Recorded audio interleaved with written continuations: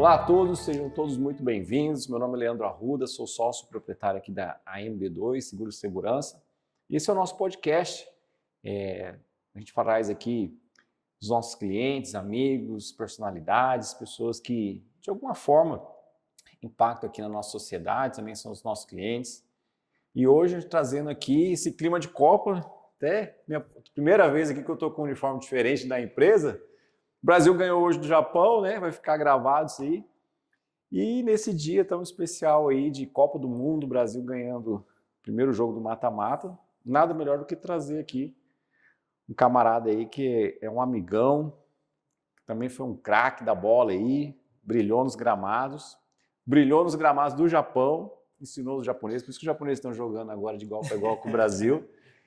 Adilson Popó, meu grande amigo, seja muito bem-vindo aqui ao nosso AMB2 Cast. Obrigado, agradeço o convite aí, né?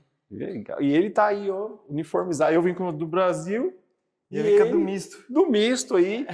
O misto que também ganhou, né? Ganhou. Sim. Aqui em Três Lagoas no último jogo aí, 2-0, né? No Aquidauanense.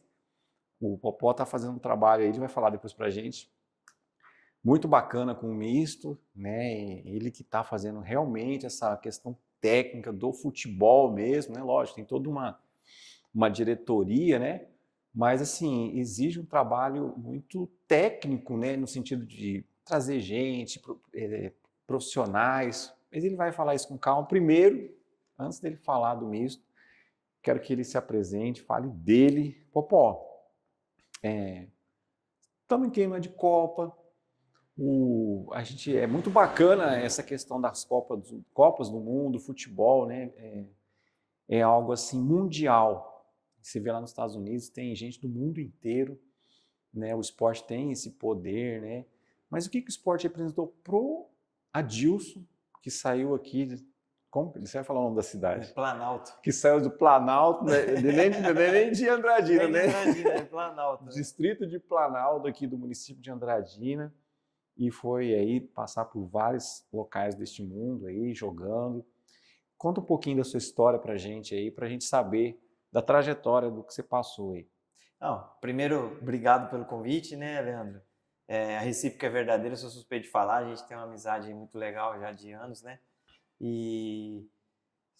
Bom, a minha história é uma história de sonho, eu posso dizer assim, né? Porque eu realizei todos os meus sonhos. Desde pequeno eu sempre quis ser jogador de futebol, acho que é um sonho de muitas crianças também, né? E graças a Deus eu pude realizar esse sonho, me realizar dentro do esporte. E futebol, eu falar de futebol é tudo para mim, né? Futebol é a minha vida.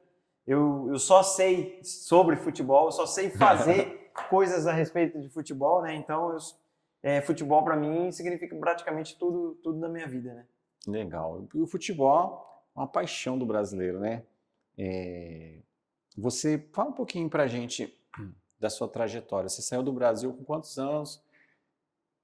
Para qual país você foi primeiro, depois, segundo, terceiro? Só para a gente acompanhar essa trajetória mundial. Na verdade, eu tive duas saídas, vamos dizer assim, do Brasil, né?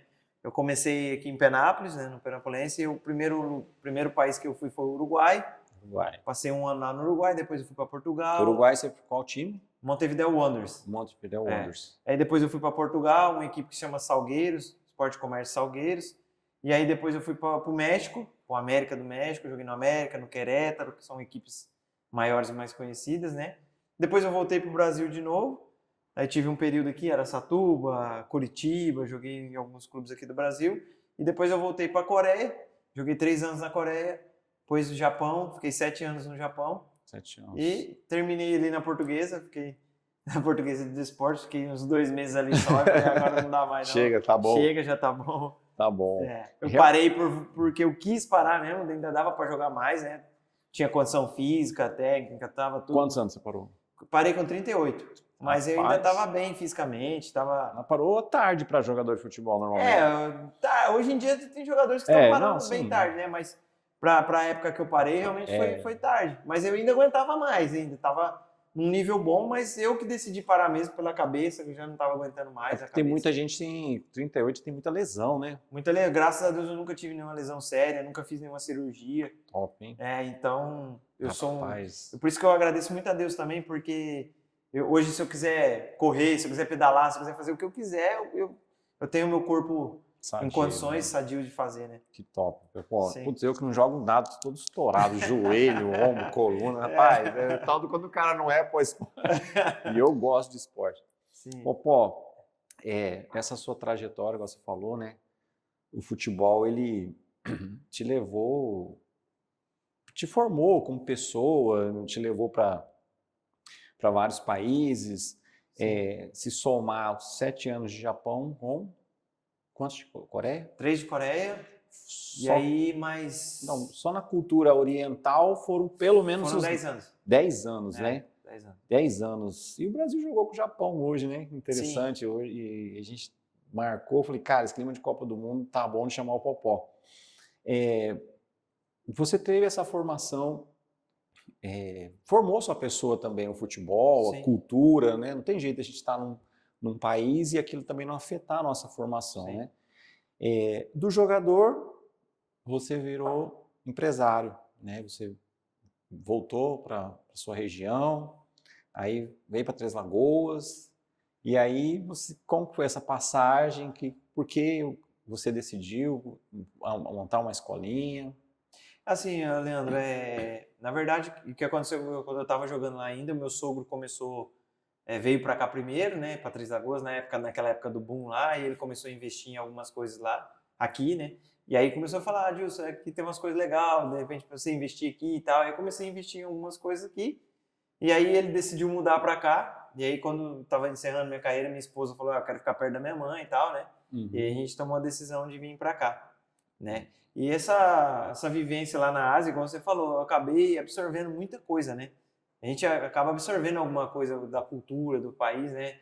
E isso me influenciou muito, até na pessoa que eu sou hoje, né? A visão asiática, a visão da cultura asiática de ver a vida, de encarar certas situações, eu acabei absorvendo muito disso e eu trago isso para minha vida até hoje, né? Esses são ensinamentos que eu acredito que são muito válidos e que eu tenho colocado em prática aqui no Brasil e durante a minha vida também aqui. Legal. Aí você montou a escolinha, né? Inclusive foi nesse momento que a gente se conheceu, né? Sim, exato. Quando eu, então, né, estava como comandante do bombeiro aqui em Três Lagoas, o Popó junto com o Edmilson, né, o meu concunhado, o Dino, foi procurar a gente lá no bombeiro para ver o que precisava fazer para se adequar, para ter, né, a edificação, para poder ter tudo em conformidade, para poder receber as crianças, né? E eu fiquei muito assim surpreso, né? Porque a gente vê as pessoas hoje assim trabalhando com crianças, trabalhando com esporte de um modo geral, assim, sou amigo dele, tá, pessoal? Não estou puxando sardinha para ele nesse sentido, não. Mas assim, a gente observa assim muitas pessoas trabalhando e ali ter profissionais que às vezes não estão preparados, assim. O local não está preparado, né? O local às vezes não tem uma certificação junto ao Corpo de Bombeiros ou às vezes nenhum outro órgão. Não tem profissionais às vezes ali com treinamento na área de primeiros socorros, tal. Como é para você ter o que é isso? Você acha que é um pouco da cultura asiática que trouxe essa preocupação? Eu acho que é totalmente uma questão da cultura asiática, isso. Porque você sabe que o Japão tem um histórico muito grande de terremotos, né? O Japão, a Coreia é um pouco menos, mas o Japão muito mais. Então, eles têm um sistema de prevenção muito, muito, muito aguçado e muito implementado na cultura deles. Né? Tanto é que as crianças, desde pequenas, elas já na escola elas aprendem o que elas devem fazer se acontecer um terremoto, se acontecer um tsunami. Então, existe um treinamento que é feito de rotas de evacuação, qual as medidas que tem que tomar, qual a situação de primeiros socorros que tem que fazer. Tanto é naquela época do tsunami lá foi 2011, né, se eu não me engano, do tsunami lá de Fukushima, que era para ter morrido muito mais pessoas. Tanto é que criança não teve perca nenhuma de criança nas escolas. Por quê? Quando soou o alarme, as crianças já sabiam exatamente o que fazer, todas subiram para o teto das escolas e aí não aconteceu nada com as crianças. E depois eu tive a oportunidade de visitar lá a cidade uma das cidades que foi mais afetada, né, pelo tsunami. devastou a cidade, levou casa inteira embora. Tem um navio lá no meio da cidade que eles demoraram um tempo para saber, um petroleiro mesmo, para saber o que eles iam fazer para tirar o petroleiro do meio da cidade, porque quando a água veio, levou esse petroleiro para dentro da cidade. E depois não tinha como tirar eles tiveram que serrar ele em partes para poder tirar. Então, essa coisa de segurança é uma coisa muito forte lá, né? E como eu disse, né, não houve perca de crianças nas escolas. Então, isso eu acabei absorvendo essas coisas de segurança, né? Nos estádios também. Então, é uma coisa que eu prezo muito na minha escola, né? Você sabe muito bem. A gente fez cursos com você de primeiros socorros, com os professores, para estar ciente do que tem que fazer, né? Você ensinou, né? Primeira coisa, não toca na criança, chama a ambulância, primeiro de tudo, né? Só se a situação estiver muito fora de controle mesmo, aí toma uma atitude, mas se não, a primeira coisa a fazer chamar a ambulância. Isso você que ensinou pra gente lá, né? Então, esse senso de segurança, de buscar meios de ter mais segurança, eu acredito que a gente absorveu de lá. Legal. Eu achei assim, eu acho bacana, né, essa preocupação, porque a gente tem uma mania aqui no Brasil assim, né? Vamos pagar para ver, né? Vamos pagar para ver, né? Ah, vou investir nisso, né? Para que eu vou gastar com isso? Vou investir dinheiro nisso? E a gente tá falando de crianças, né, cara? E assim, aproveitando esse ensejo, né? A gente fala de criança e às vezes a gente vê na escolinha muitos pais, assim. Lógico, não estou discriminando ninguém, mas cada um tem um desejo, né? Por exemplo, eu mesmo, os 2 filhos passaram por lá, o mais velho já tem 15 anos, né? Já passou da idade lá, mas treinou lá desde novinho, o mais novo ainda continua lá.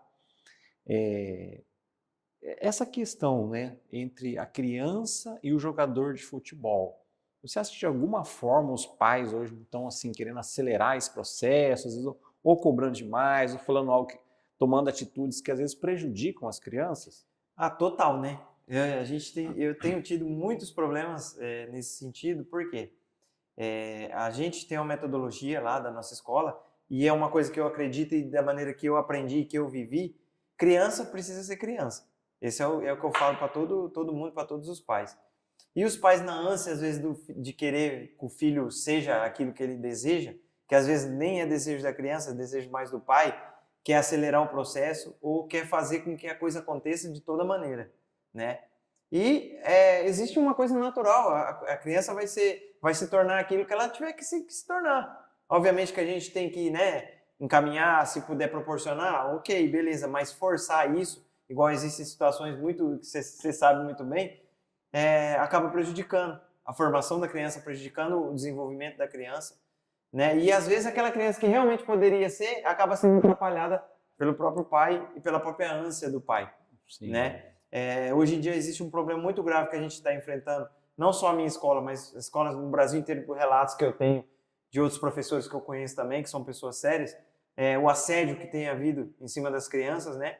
A criança entra ali na minha escola, igual vou dar um exemplo meu, entra na minha escola, começa a performar, começa a se desenvolver bem, aí começa a jogar bem, vamos dizer assim, né? Põe em português, claro, começa a jogar bem, aí começa assédio de um, de outro, leva seu filho não sei aonde, seu filho tem que ir não sei para onde. Cara, seu filho não tem que ir para lugar nenhum, seu filho tem que ser criança, seu filho tem que continuar, né, praticando o esporte para que seja prazeroso para ele. E tem muito canto da sereia, tipo assim... o que mais tem. Vai lá comigo, que eu vou proporcionar tal coisa. Sim, eu vou levar ele pro Real Madrid, comigo ele vai fazer não sei o quê. Cara, sinceramente, não existe isso, né? Não existe isso. Então, essa é a dificuldade que a gente está enfrentando bastante hoje em dia. Igual eu dei um depoimento no meu Instagram, com o advento da internet, né, a informação chega, né? A informação... Só que, principalmente se tratando de futebol e de criança, não existe receita de bolo. Não existe. As pessoas esquecem da individualidade que o ser humano tem, né? Cada pessoa... A minha história não vai se repetir em ninguém mais. Sim. Então, eu não posso tirar a minha história como parâmetro para fazer uma coisa para outra criança. Eu não posso submeter o tipo de treinamento que eu tive para o seu filho. Porque ele não vai responder da mesma maneira, porque eu sou uma pessoa, ele é outra. Né? Então, isso que às vezes os pais não entendem, né? Às vezes ficam, mas o fulano lá faz assim, o outro tá fazendo, cara, mas o seu filho é uma pessoa totalmente diferente da outra. Essa impressão digital aqui, ó, é única. Só existe uma pessoa, né? Então, o que a gente faz é tentar dar o estímulo para todos iguais, de maneiras iguais, mas respeitando as individualidades. É isso que as pessoas não entendem. Então, acho que nisso que os pais hoje em dia têm se perdido um pouco. Aí o filho do fulano tá treinando, tá fazendo não sei o quê, e o meu filho vai ficar para trás. Não tem nada a ver isso. Não tem nada a ver isso. Entendeu? Não tem nada a ver. Por quê? Porque cada pessoa é diferente. E eu gostaria de compartilhar, assim, algo pessoal, porque o desenvolvimento que eu vi, principalmente dos meus filhos, né, raramente ficam doentes, né, então eles viraram, assim, eu falo assim, que eles são atletas, né, Sim. eles raramente, né, graças a Deus, lógico, eu entendo que isso também é uma providência de Deus, mas a gente vê que a importância da atividade física, criar um gosto pela atividade Sim. física. A coordenação motora deles é muito melhor que foi a minha, por exemplo, né? Sim. E por quê? É algo que você até comentou comigo umas vezes. O desenvolvimento motor um trabalho que vocês fazem ali, né? O Benício, meu mais velho agora, está jogando basquete, mas ele tem uma desenvoltura para jogar vôlei, para jogar ping-pong, para jogar futebol. Até hoje chamam ele para jogar de goleiro. E o Breno, a mesma coisa, né? O mais novo, que inclusive jogaram aí a final da Copa AME agora, né? Sim. E o que eu fico mais feliz é justamente assim dessas oportunidades que o esporte ensina, né? Saber ganhar, saber perder, saber respeitar os adversários, desenvolver, né, a coordenação motora. Cara, para mim, eu sou muito grato ao CEAD Popó, Obrigado. porque houve esse desenvolvimento dos meus filhos e é algo assim, cara, que a gente é para a vida toda, né? Então é algo assim que eu sempre ouvi você comentando, falando sobre isso, né? Então, esse é um fator que também é importante você frisar e eu falar aqui para os pais, assim, quando o menino começa a se desenvolver, começa a jogar bem, igual a gente está falando, né? Sim, sim. Aí recebe convite de não sei quem, de fulano, vai jogar, vamos jogar ali comigo, vamos jogar lá com o outro. Aí eu costumo dizer para os pais, cara, não faça isso. Não que a minha escolinha seja melhor que de todos. Por quê? É a mesma coisa o seu filho está cursando uma faculdade, você colocar ele para cursar outra faculdade, de uma metodologia diferente, e aí coloca numa outra faculdade que tem outra metodologia diferente. O que vai acontecer com o seu filho? Daqui a pouco ele não vai saber o que ele tem que seguir, qual a metodologia que ele tem que seguir, o que ele tem que fazer. Na minha escolinha, você conhece, a gente é extremamente rigoroso com questão de respeitar o próximo, com questão de falar palavrão, de xingar, de essas coisas. Tem uma conduta de educação. Sim. A gente percebe claramente, sem ninguém falar, quando a criança está frequentando outros lugares, quando ela chega para treinar lá. Porque ela muda a conduta dela. Olha só. Não precisa falar nada. Ela muda a conduta. Ela começa a desrespeitar, começa a responder, começa a xingar. E eu já tive em 2 campeonatos. Nesse último, né, no final da Copa AME, lá o organizador elogiando a equipe como todo, a coordenação, a conduta da coordenação técnica. Aqui no Municipal também, sim, né, o árbitro lá falou, olha, eu gosto de jogo dos seus meninos, que eles não ficam falando palavrão, são respeitador, né? Sim. E, cara, muito bacana, assim, que eu gostaria de frisar isso porque foi algo bom para mim e eu acho que é algo, assim, que é importante estar passando para os pais, né? Eu acho que, assim, quando eu me dispus a fazer a minha escola, eu me dispus para ser uma coisa diferente. Diferente no sentido de fazer o que é certo, né? Coisas que eu aprendi, de respeito, de educação, que isso o esporte me deu. Graças a Deus eu tive bons professores na minha época, pessoas que me ensinaram a ser respeitoso, a ser educado, a não falar palavrão, não xingar ninguém, principalmente os mais velhos, respeitar os árbitros. Tipo assim, então, esses são valores que eu procuro passar para nossas crianças lá na escolinha, né? Uhum. As pessoas costumam, aquela escola de rico. Não, jamais, não é escola de rico. Tem pessoas lá que são humildes e que estão lá também. Entendeu? Eu acho que é uma questão de visão apenas, né? Então, tipo assim, eu sempre vou bater nessa tecla, sempre vou lutar por isso e não vou abrir mão disso. A gente não está preocupado em ser campeão de campeonato, você sabe muito bem disso, em ganhar campeonato, em ser o melhor. Não estamos preocupados com o desenvolvimento de cada criança que está lá. Exatamente. Se uma criança, igual a gente teve vários casos lá e eu fico mais feliz numa criança tímida, que tinha medo de jogar, às vezes porque estava um pouquinho fora do peso, e essa criança ter a coragem de botar um uniforme e entrar no campo e jogar, porque eu sei que nós estamos fazendo muito mais diferença para aquela criança que está vencendo os medos dela, entendeu? Legal. Então, para mim, isso é fundamental. Legal. Legal. Eu creio muito na soberania de Deus e penso assim, se a pessoa, eu falo isso pro meu, né? Ah, pô, será que eu tinha que ir? Será que eu sempre falei para os dois. Falei assim, faz o seu melhor. Sim. Seja o melhor, faça o seu melhor, sempre tente vencer você, para que, aí se você se destacar fazendo isso, vencendo a você mesmo todo dia, naturalmente as coisas acontecem, né? Eu acho que Sim. aconteceu na sua carreira, né? Sim, com Não certeza. estava preocupado em estar melhor que o fulano, que o ciclano. Sim, não. Era tipo assim, se superar e isso vai te levando para mais longe, Porque no né? final, Leandro, a nossa luta, isso é para todos, né? É contra nós mesmos, Exatamente. né? Tipo assim, eu não tô lutando contra você, nem contra ninguém. A nossa luta eu tenho que ser melhor a cada dia. Eu, né? Se eu for melhor a cada dia, consequentemente as outras coisas vão acontecer. Legal.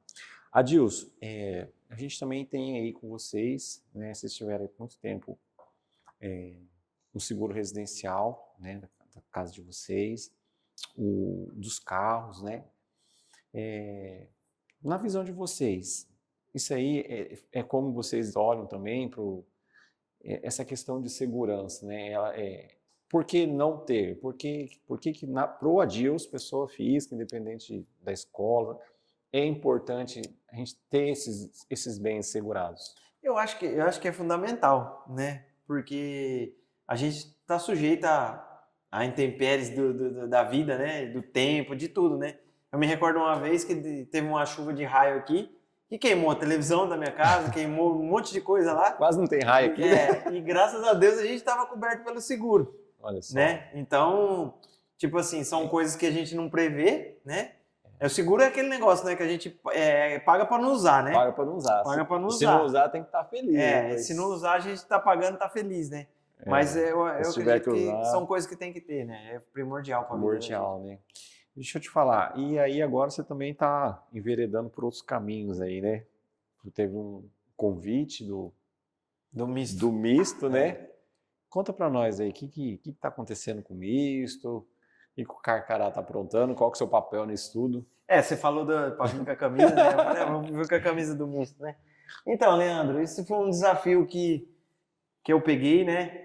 A princípio, eu tive muita resistência da minha família, de amigos da cidade, de todo mundo. Falaram, cara, você vai se meter nisso aí, cara, isso é uma furada, não sei o quê. Só que eu sou do esporte, né, Leandro? Eu sou do meio, eu sou do futebol e as pessoas que estavam envolvidas me passaram muita segurança, assim, que era realmente uma coisa séria, né? Que eles estavam querendo fazer uma coisa realmente profissional, de verdade, né? Falei, bom, se for para ser assim, aí eu aceito, né? E tem sido um desafio, as lutas têm sido, nossa, você é mais próximo de mim, você sabe, a luta tem sido fora e dentro de casa, né? Tem sido realmente muito difícil, mas graças a Deus está dando frutos, né? Deus tem abençoado o nosso trabalho. A gente iniciou o campeonato aí, já tivemos 2 jogos, a gente já teve 2 vitórias, né? Conseguimos 2 vitórias. Tem muita coisa ainda para a gente fazer, mas graças a Deus as coisas estão andando. Eu tô bem feliz com o resultado que a gente está conseguindo. Legal. Lembrando também, né? Além de tudo isso, vocês têm na organização da empresa de vocês, lá na escolinha, tem a equipe lá, vamos falar, operacional, técnica, né? Que são os professores, né? Que eles também têm bagagem, né? De como jogador, de faculdade e tal. Tem a figura da Samira, né? A Samira hoje, mas uma figura administrativa, né? Sim. E a gente cuida lá da parte do e-social, né? De segurança do trabalho, no caso, com ela é registrada, né? Sim. A gente faz os lançamentos e tal. Então, assim, é algo também que a gente acha louvável na questão da organização administrativa que vocês têm, né? Sim. Então, assim, vocês têm uma responsabilidade com a formação de quem está junto lá.